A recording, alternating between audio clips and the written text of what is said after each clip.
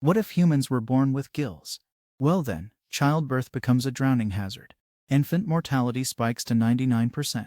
Yet that's not the real disaster. We never even become human. Those slits on a newborn's neck aren't a cute evolutionary accessory. They're open wounds, direct channels to the lungs. The moment a baby exits the amniotic fluid, that warm, sterile bath they've been breathing for 9 months, air hits those gill filaments. They collapse. They dry out. The tissue fuses shut in seconds. So the first breath isn't a cry. It's a silent, frantic gasp as the gills seal and the lungs refuse to expand. Ribs buckle trying to pull air through scarred tissue. Alveoli never inflate. The infant suffocates in its mother's arms. The survivors? They're the ones born in water, pools, rivers, bathtubs. A submerged birth becomes the only viable delivery method. No hospital can keep a NICU tank sterile. No midwife can monitor vitals through 3 feet of chlorinated water. Infant mortality drops to 99%, not because the gills work, but because the ones that survive are the ones never exposed to air in the first place. But here's where it gets genuinely insane. Those gills aren't just for breathing. They're osmotic membranes. They absorb water. They regulate salt. They're constantly exchanging ions with the environment. So a baby born with gills isn't just a baby that breathes water. It's a baby that's chemically tethered to whatever liquid surrounds it. Freshwater gills and saltwater gills are not the same. The cellular machinery that pumps sodium out in a river will pump it in the ocean. A freshwater-adapted infant placed in a saltwater bath, even for 10 minutes, experiences cellular dehydration. Brain cells shrink. The skull cracks from internal pressure drops. So your baby doesn't just need water. It needs the exact right kind of water. And you have about 8 minutes to figure out which one. This rewrites the entire human timeline. We evolved on dry land. Our ancestors left the water 375 million years ago. Gills are a reversion, a backward step. But evolution doesn't care about progress, it cares about survival. So the first generation of gilled humans doesn't colonize the ocean. They cluster. They huddle around freshwater springs. They build settlements on riverbanks. They never venture more than 100 meters from a reliable water source. And here's the Herodotus problem. Human history is defined by migration. We crossed the Bering Strait. We sailed to Polynesia. We walked out of Africa. But gilled humans? They can't cross a desert. They can't climb a mountain range without a water source every few kilometers. Civilization compresses into narrow green corridors. No inland empires. No transcontinental trade routes. No Silk Road. Just isolated aquatic pockets, separated by dry land, that might as well be vacuum. The moisture seeker's dilemma kicks in around age 4. Those gills aren't static. They grow. They branch. They develop secondary lamellae that increase surface area. A child's gills need constant hydration. Not just submersion, misting, spraying, damp air. The humidity in a standard home, 30 to 40%, is a death sentence. The filaments desiccate. They crack. Bacterial infections set in. The child develops gill rot, flesh sloughing off in ribbons. Sepsis within hours. So homes change. Every room has a misting system. Every doorway has a humidity seal. Carpets are replaced with drainage tiles. Furniture is made of marine-grade polymers that don't mold.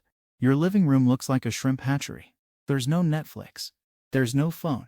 There's no existential dread about your inbox. There's just the constant grinding fear that your kid's respiratory organ is drying out because the humidifier ran out of water at 3 a.m. But the adults adapt. They wear hydration collars, portable misters strapped around the neck, pumping atomized water directly onto the gill slits. They carry emergency submersion kits. They plan their commutes around public fountains. The morning routine isn't coffee and a shower. It's a shower and then more shower. You never really dry off.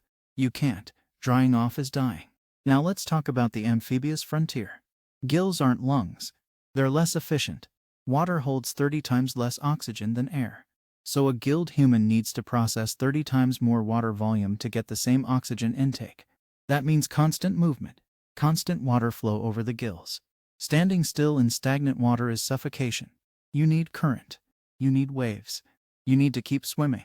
So human society migrates to the coasts. Beach cities, floating platforms, submerged habitats. The entire species becomes littoral, living in the intertidal zone, where land and water meet. And this is where the saline divide splits us in half. Freshwater humans and saltwater humans cannot live together. Their gills are calibrated to different osmotic pressures. A freshwater human submerged in the ocean experiences rapid salt influx. Cells rupture. Tissues swell. The body bloats into a waterlogged corpse within hours. A saltwater human in a freshwater lake? The opposite. Cells dump water. The body shrivels. Organs collapse. So we don't get one human species. We get two. Genetically identical. Physiologically incompatible. Separated by a chemical gradient that's only a few parts per thousand.